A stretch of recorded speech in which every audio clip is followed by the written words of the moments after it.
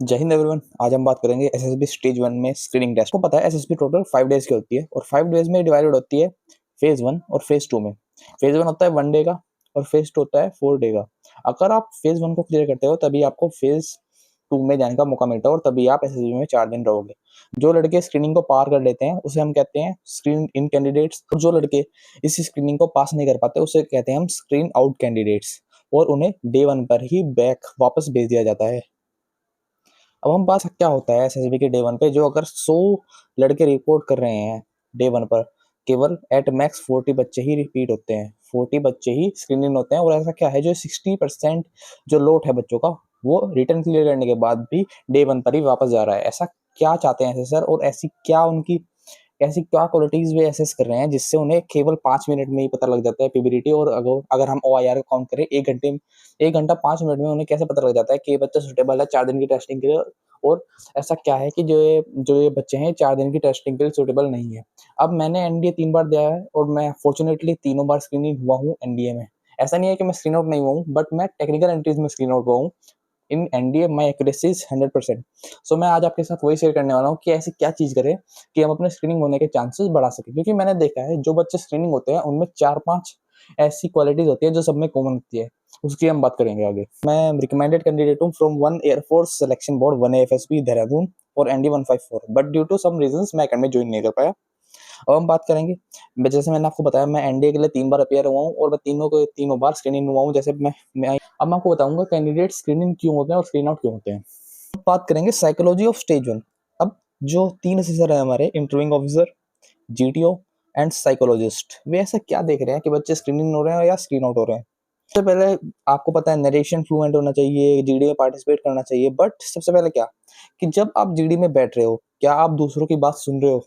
क्योंकि कुछ बच्चे होते हैं केवल अपनी अपनी बोलने के चक्कर में रहते हैं, दूसरों की बात सुनते नहीं है और वे आराम से असेसर्स की नजरों में आ जाते हैं कि जो ये बंदा है कि केवल अपनी अपनी चलाएगा, दूसरों की सुन नहीं रहा है। मतलब कुछ बंदे ऐसे होते हैं उन्हें कुछ भी बोलना है, अपनी ही जो ग्रुप का डिस्कशन है वो किसी और थीम की तरफ चला गया है और वे अपने ही थीम की तरफ लगे रहे हैं कि yes gentleman I want this theme, this is best, this is best. So ऐसे असेसर को ज्यादातर साइकोलॉजिस्ट देखते ही पहचान लेता है और वे स्क्रीन आउट कैटेगरी में आ जाते हैं। और ऐसे कैंडिडेट्स को ही हम ज्यादातर डोमिनेंट कैंडिडेट्स भी कहते हैं।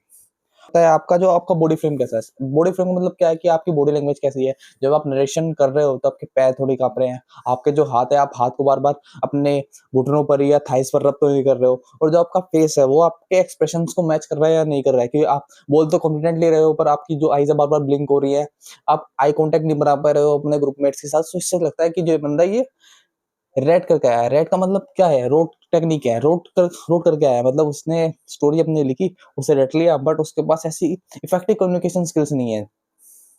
One of the most important thing जो आपको एसएसबी में काम आएगी डे 1 पर, आपका ड्रेसिंग सेंस एंड ग्रूमिंग। कि आपके जो हेयर है वे नीटली ट्रिम्ड है या नहीं है, आपके जो ड्रेसिंग सेंस है वो बिल्कुल यूनिफॉर्म है नहीं है, आपके जो कपड़े हैं वो वेल आयरन्ड है, प्रेस्ड हैं, अच्छे से धुले हुए हैं या नहीं है। ये माइनर माइनर चीजें हैं जो सर को रिफ्लेक्ट करते हैं कि ये बच्चा कितना रिस्पॉन्सिबल है। क्योंकि आप यहाँ पे किसी ऐसी पोस्ट के लिए तो नहीं आए हो, आप आए हो डिफेंस ऑफिसर्स बनने के लिए। One of the highest responsibility वाली जॉब है आपकी। आप लेवल 10 वाले ऑफिसर बनने वाले हो, ग्रुप ए गेजेटेड ऑफिसर्स बनने वाले हो। और अगर आप इसी चीज के लिए क्या कहते हैं सीरियस नहीं हो, सो वे कैसे मानेंगे कि आप डे 4 के लिए भी सीरियस हो गए। अगर आप जो आपका इतना इंपॉर्टेंट टास्क है डे 1, अगर जिसपे आपका नेक्स्ट के डे 4 निर्भर करते हैं, उसमें भी आप बिल्कुल ऐसी मतलब ढीले ढाले चले गए, आपके शैबी क्लोथ्स हैं, तो असेसर पे एक नेगेटिव इम्पैक्ट पड़ता है कि जो ये बच्चा ये सीरियस बिल्कुल नहीं है और इसको रिकमेंड नहीं करना चाहिए फॉर स्टेज 2। और मैंने देखा है अगर 10 बच्चे आए हैं सेबिली डेथ, उसमें से 9 बच्चे स्क्रीन आउट हो जाते हैं और एक ही बच्चा स्क्रीन आउट हो पाता है क्योंकि अगर उसने काफी ज्यादा एक्स्ट्रा ऑर्डिनरी परफॉर्म कर दिया पीबीडीटी में। ठीक है, सबसे पहले आपके बाल छोटे छोटे होने चाहिए। मतलब ऐसा नहीं कि बिल्कुल मिलिट्री कट करा लो, बट ऐसा होना चाहिए कि आपके फेशियल फीचर पे वो सूट करे और आप एक डिसेंट लुकिंग जेंटलमैन लगो, लाइक अ जेंटलमैन। अब सबसे पहले मैंने आपको पहले बताया था पोस्चर एंड बॉडी लैंग्वेज। अब कुछ बच्चे होते हैं जैसे आप नरेशन के लिए गए, बिल्कुल स्लाउच करके बैठे, उनकी कमर झुकी हुई है, वे आगे निकले हुए हैं, लाइक बिल्कुल भी इंटरेस्टेड नहीं है ना, उनमें एक्टिव बॉडी लैंग्वेज है, कुछ नहीं है। और जब वे नरेशन करेंगे स्टेमर कर रहे हैं, जैसे असेसर के पास एक नेगेटिव इंपैक्ट जाएगा कि ये बच्चे के में कॉन्फिडेंस नहीं है, कम्युनिकेशन स्किल्स नहीं है। अगर आपको आपकी स्टोरी याद नहीं आ रही, you can take a pause for 2 to 3 second, then recall it and then आप कॉन्फिडेंसली करोगे। क्योंकि इससे दिखता है कि बच्चे को याद नहीं रहा, उसने 2-3 मिनट का टाइम लिया, लॉजिकल थिंकिंग करी उसने और फिर पूरे कॉन्फिडेंस के साथ करा। और आपको अपने चेहरे पर हमेशा एक स्माइल रखनी है। आपका नरेशन खराब गया, कुछ नहीं, आपकी आप जीडी में परफॉर्म नहीं कर पाए, but you have to keep a smile, because इससे आपकी जो पॉजिटिवनेस है वो दिखाई जाती है। और क्योंकि एनडीए में इतनी ज्यादा रिपोर्टिंग भी नहीं आती है, there are chances that you get screen in, क्योंकि ज्यादातर बच्चे मोरल डाउन करने की वजह से भी स्क्रीन आउट हो जाते हैं। एक बच्चा है वो बहुत अच्छी नरेशन कर रहा है, सर को उसकी स्टोरी समझ में आ गया, सर ने कहा नेक्स्ट। अब उसे लगा सर तो मेरे को रिकमेंड नहीं करेगा, क्योंकि उसने मुझको मेरे को बीच में रोक दिया। ये सेम केस मेरे साथ हुआ था, but I kept on smiling, I got screen in my Gandhinagar attempt. And the second guy, same thing, अच्छी नरेशन थी, स्टोरी भी मेरे अराउंड ही उसकी रिवॉल्व हो रही थी, उसका जीडी में भी पार्टिसिपेशन अच्छा था, but he got screen out क्योंकि उसका जो चेहरा था वो डल हो गया था जैसे असिस्टेंट से इंटरप्ट किया था लाइक नेक्स्ट। सबसे पहले आपको दूसरों की बात भी सुननी है, कि ऐसा नहीं है कि जैसे अभी जीडी चल रही है, जैसे आप जीडी चलेगी, आप थोड़ा सा आगे आ जाओ, हल्का सा आगे हो जाओ अपने चेयर में और दूसरों की बात सुनो। जैसे कोई बोल रहा है उसकी बात सुनो, आराम से नोट करो और उनके जो की पॉइंटर्स हैं वो नोट करो, अपने दिमाग में मेमोराइज करो और आपको वो बाद में जीडी में हेल्प करेगा। एक्सप्रेशन एंड कामनेस, सबसे पहले वही बात है आपकी, आपको एक नेचुरल स्माइल रखनी है। अब कुछ लोग होते हैं जिनके चेहरे पर एक जेंटल स्माइल होती है और उनसे देखकर बात करने का भी मन करता है और उससे उन्हें देखकर एक पॉजिटिव एटीट्यूड भी आता है। सेम केस आपको रखना है, एक जेंटल स्माइल रखोगे, दूसरों की तरफ देखोगे और फिर वो आपको जीडी में भी हेल्प करेगा कि ये लड़का थोड़ा फ्रेंडली है और लड़के आराम से देखते हैं इस चीज पे। और जो कैंडिडेट्स हैं वे सच में ऐसे जो कैंडिडेट्स हैं हम्बल स्माइल वाले, वे मोस्टली स्क्रीनिंग हो जाते हैं क्योंकि उनकी उनसे पॉजिटिव एटीट्यूड आता है, पॉजिटिव वाइब्स आती हैं और वे आराम से उनकी बात ज्यादातर जीडी में सुन ली जाती है। अब आपको क्या करना है, कनेक्टिंग विजुअली। कनेक्टिंग विजुअली का मतलब क्या है, आपको अपने ग्रुप मेट्स के साथ आई कांटेक्ट बनाए रखना है। जैसे कोई बच्चा आपके साइड वाला आपके साइड वाला नरेशन कर रहा है, आप उसकी तरफ देखना है, नोट करना है, ऐसे रिलाना है और उसकी जो थीम है वो रखनी है, क्योंकि जब वो आप जीडी में बोलेगा, you can say that like gentleman chess number 12 has great story, it is connecting the picture like there is a smoke and he made a story on the firefighting, we can contribute to his theme and make a good story around his theme, it will help। और sir notice करता है कि इसने दूसरों की story देखी है। Narration है, नरेशन की फ्लुएंसी कैसे बढ़ा सकते हो, सबसे पहले आपको एक टाइम बाउंड उसमें प्रैक्टिस करनी है।